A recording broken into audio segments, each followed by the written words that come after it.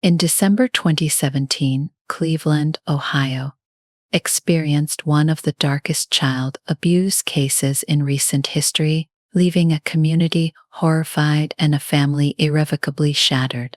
5-year-old Jacob had always been a quiet, reserved child, yet loved and known by neighbors and teachers as a sweet boy. Born with developmental disabilities, he faced unique challenges, but he had a spirited resilience in his interactions with those around him.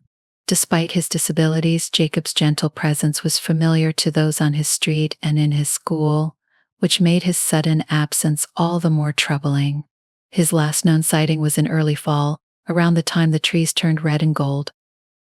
At first, Jacob's mother, Sarah Lewis, explained away his absence as a custody situation, claiming Jacob was staying with his estranged father in Texas.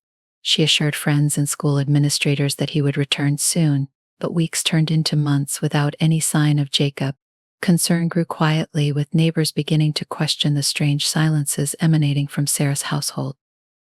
Eventually, an anonymous tip came into Cleveland's Child Protective Services, sparking an investigation that sent shockwaves through the community. Police officers visited Sarah's residence to discuss Jacob's welfare, but she remained evasive, nervously asserting that Jacob was safely out of state. Authorities demanded documentation, but Sarah stalled, insisting the father was unreachable. A second welfare check brought the same response from Sarah and her boyfriend, Michael Torres, a man with a reputation for a troubled past and a hard, impenetrable demeanor. Behind Sarah's door, a tragic tale of manipulation, abuse, and neglect had unfolded, largely hidden from view.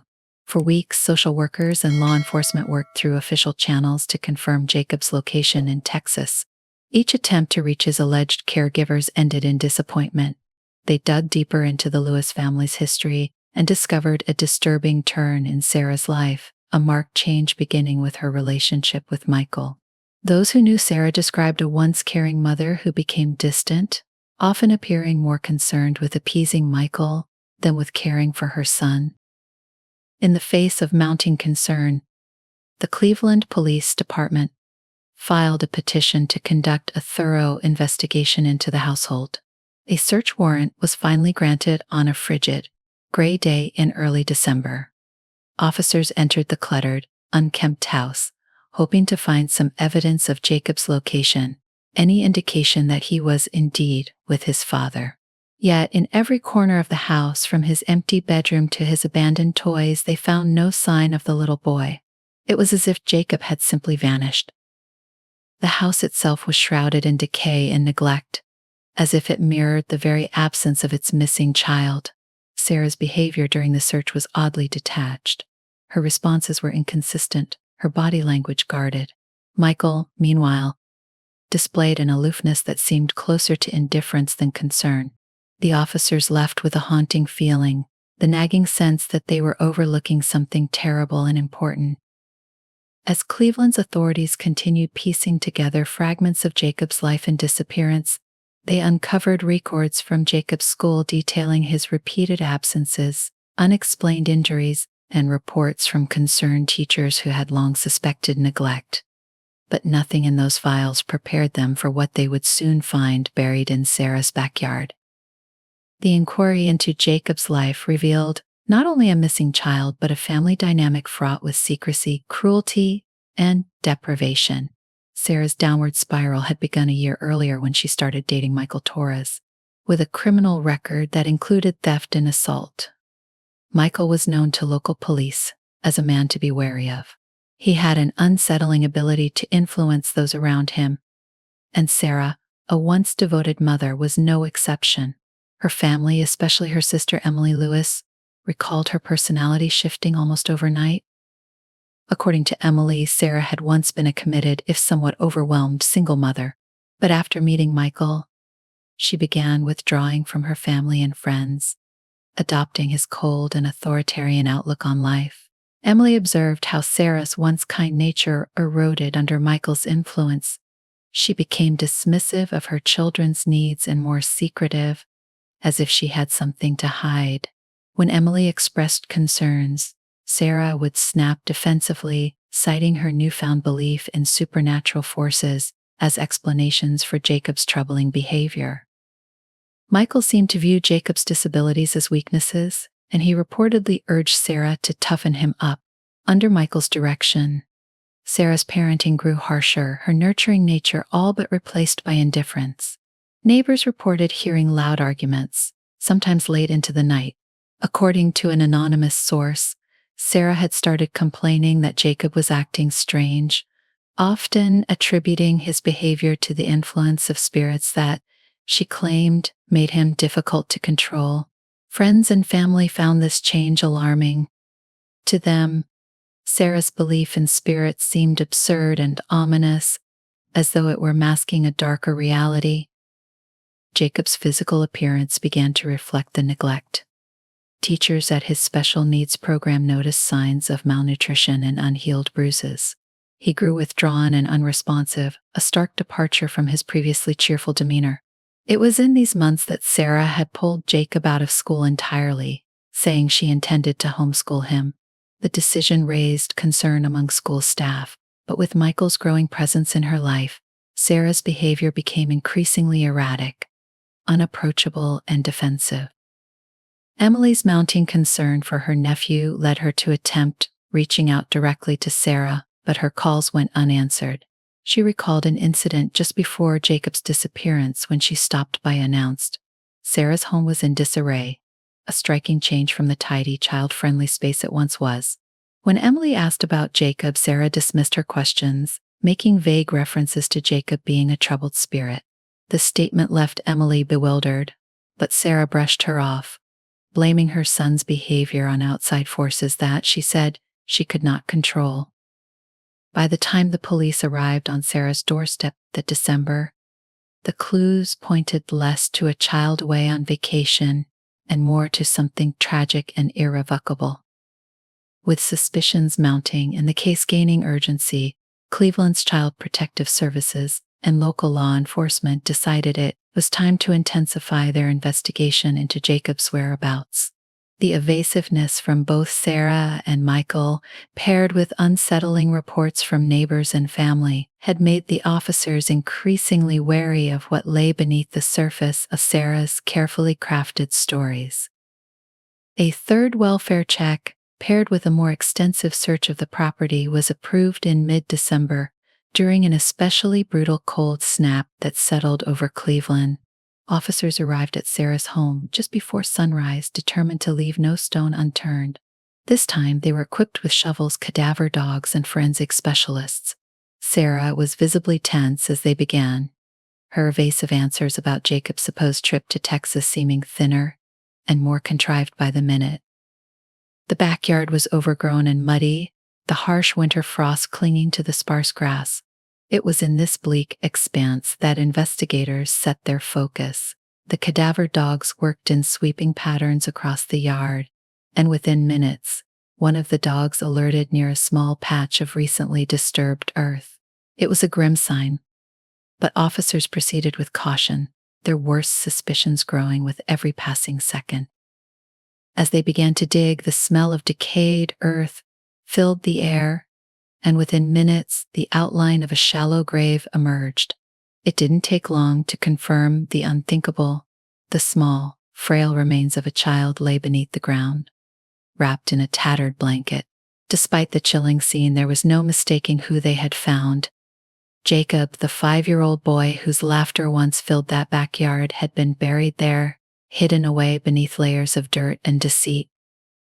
An initial forensic examination confirmed that Jacob's body bore extensive signs of abuse. His frail limbs showed signs of fractures in various stages of healing, a clear indication of prolonged physical violence.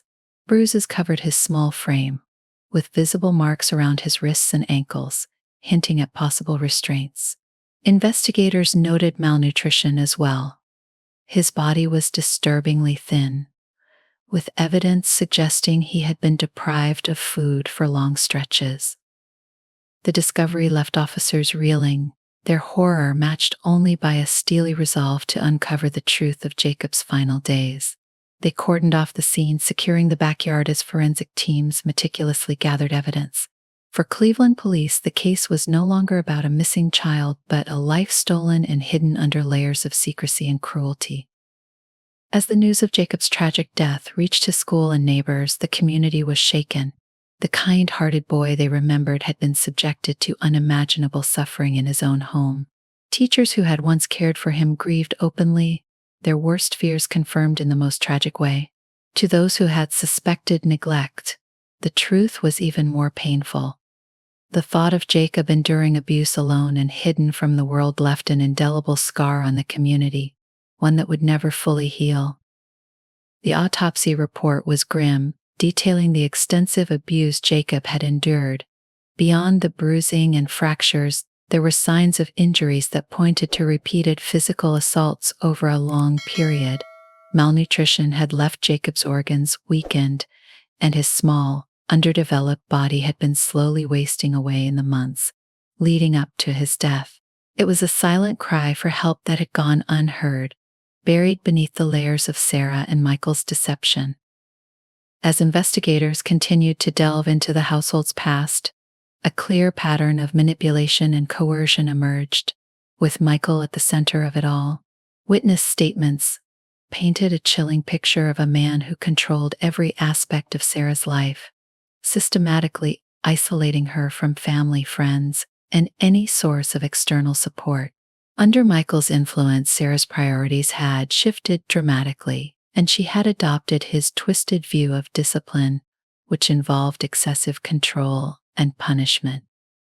Sarah's sister, Emily, was brought in for questioning. She recounted her growing concerns over the last year and her attempts to intervene. Emily described how Sarah's behavior had changed after Michael's arrival, her once lively spirit replaced with an almost robotic obedience to him. She spoke of her sister's increasing fixation on the paranormal, which Emily believed Michael had encouraged, feeding her superstitions to maintain control. According to Emily, Michael had convinced Sarah that Jacob's behavioral issues were not medical but spiritual, casting the young boy's disabilities as signs of possession rather than as conditions needing care. Emily tearfully recalled the last time she had seen Jacob, noting his haunted expression and gaunt appearance. It was clear to her that Michael had played on Sarah's fears, twisting her maternal instincts until she began to see Jacob's vulnerabilities as a personal burden. Investigators surmised that Michael's manipulation likely pushed Sarah to view Jacob as something to be controlled rather than cared for. In one chilling revelation, Emily revealed that Sarah had once confided in her about Michael's discipline methods, which she described as harsh and unyielding. Emily had pleaded with Sarah to leave him, but her sister brushed off the suggestion, saying that she trusted him and believed he was helping her become a stronger mother. When Emily pressed her further, Sarah shut down, growing defensive and secretive. Michael's past was another piece of the puzzle, one that painted a clearer picture of the tragedy that had unfolded. A review of his criminal record revealed an extensive history of violent behavior, including charges of domestic abuse and child endangerment in a previous relationship. Despite these red flags, he had managed to present himself to Sarah as a protective figure, even as he isolated her from everyone who might have helped her. Interviews with neighbors added further insight, with multiple witnesses recalling disturbances, loud arguments, and sounds of objects being thrown late at night. The few who dared to confront Sarah were met with her dismissive assurances that everything was under control.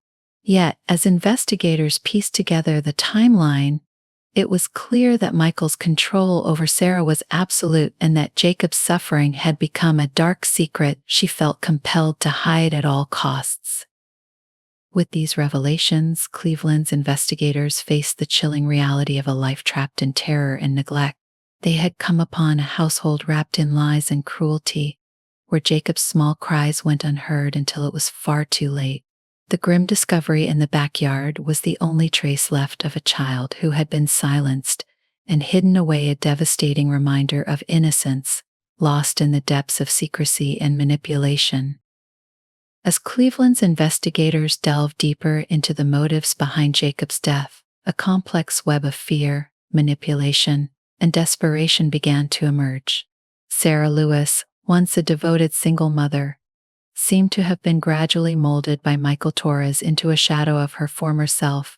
The investigation revealed that under Michael's coercive control, Sarah's perception of her role as a mother became twisted, bending to fit his authoritarian worldview.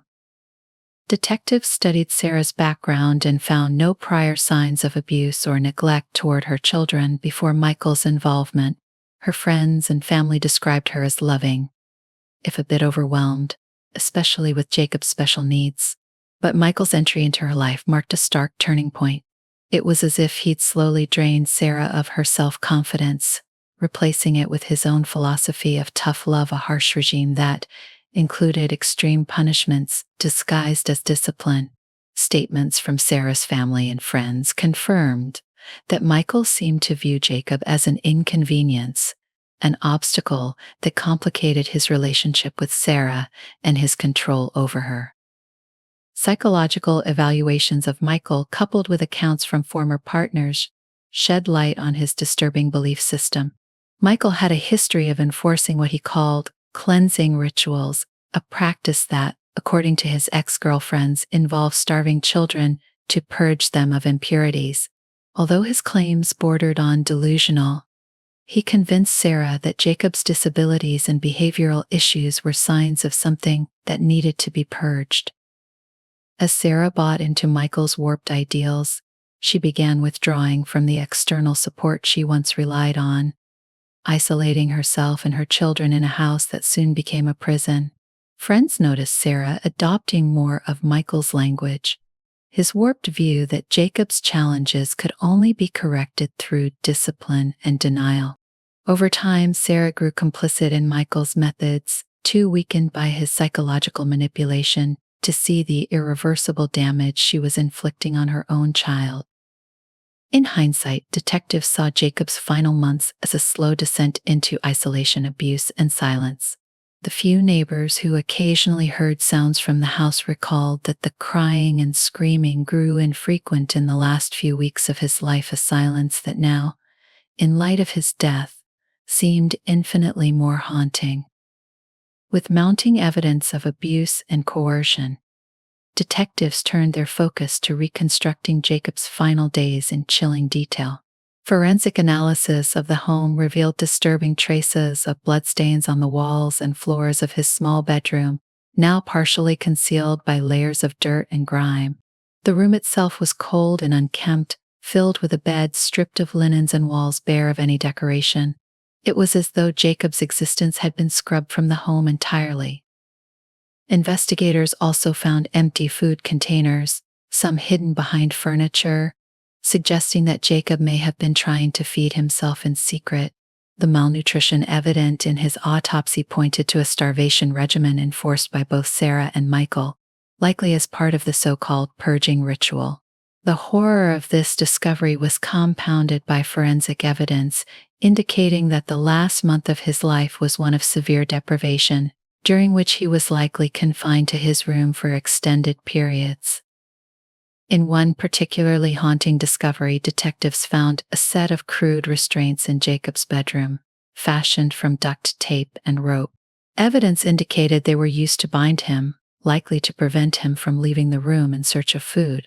The implication was clear: Jacob had been imprisoned in his own home, left alone with only sparse glimpses of care from his mother, who had slowly become a passive observer in his suffering. Each detail uncovered by the investigation painted a picture of escalating cruelty. Michael's grip on the household had become absolute, with Sarah too paralyzed by fear and delusion to defy him. Under his influence, she began to rationalize Jacob's confinement and starvation as necessary, allowing herself to believe that she was somehow protecting her child by following Michael's directives.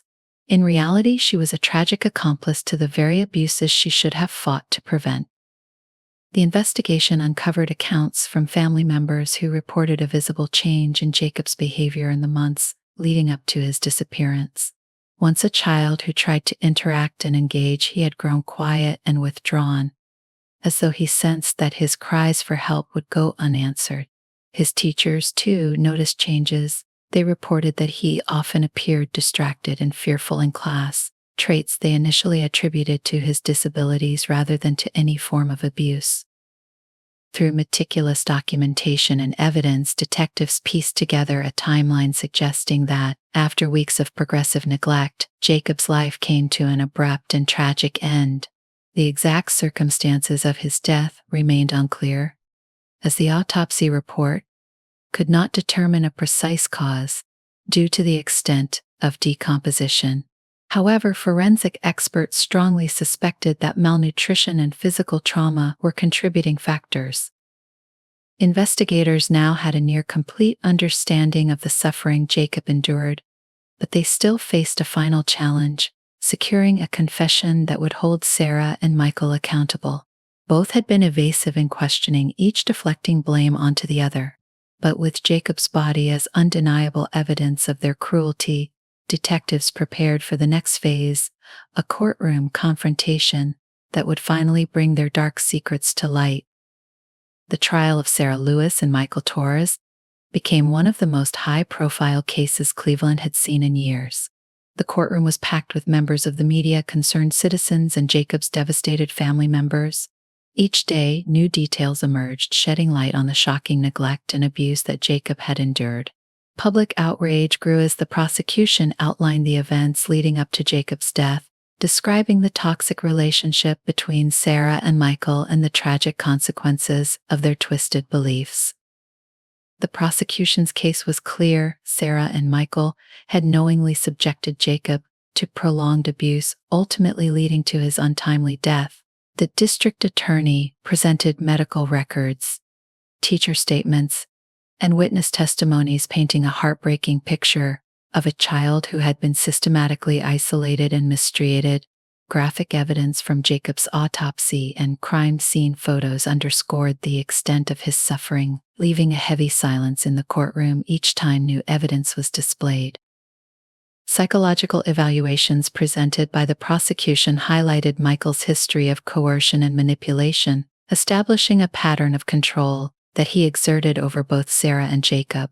A forensic psychologist described Michael as a predator with a taste for dominance, detailing how he had used emotional and psychological tactics to keep Sarah compliant.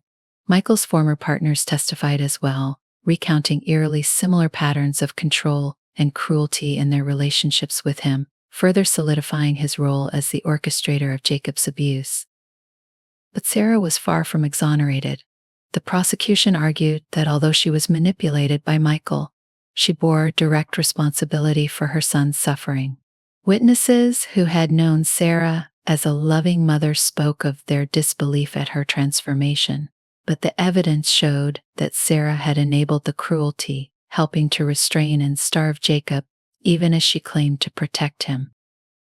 In a particularly devastating moment, a teacher from Jacob's special needs program took the stand, recalling her efforts to intervene and the deep sorrow she felt, realizing that her calls for help had ultimately come too late.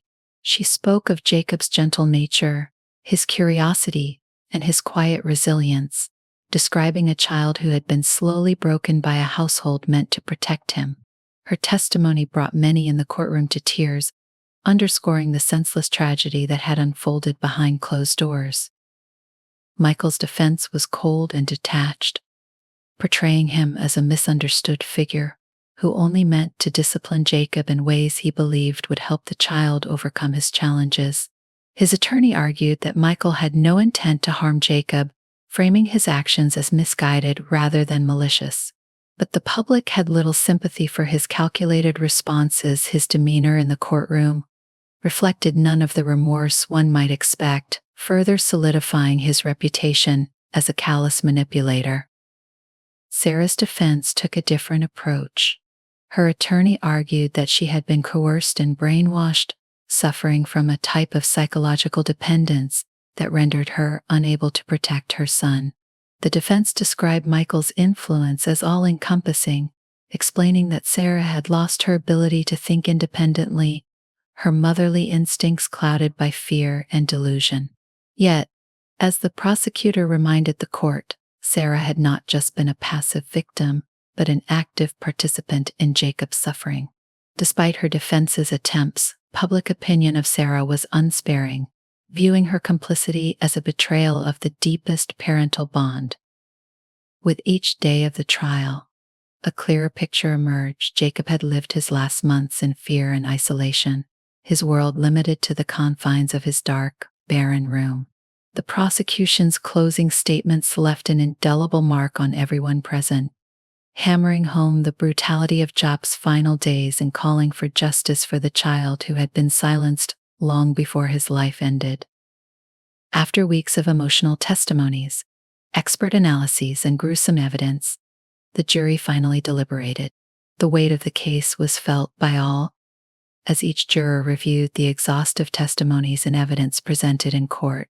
They wrestled with the complexities of Sarah's role, debating whether she was a manipulated accomplice or a willing participant in her son's death.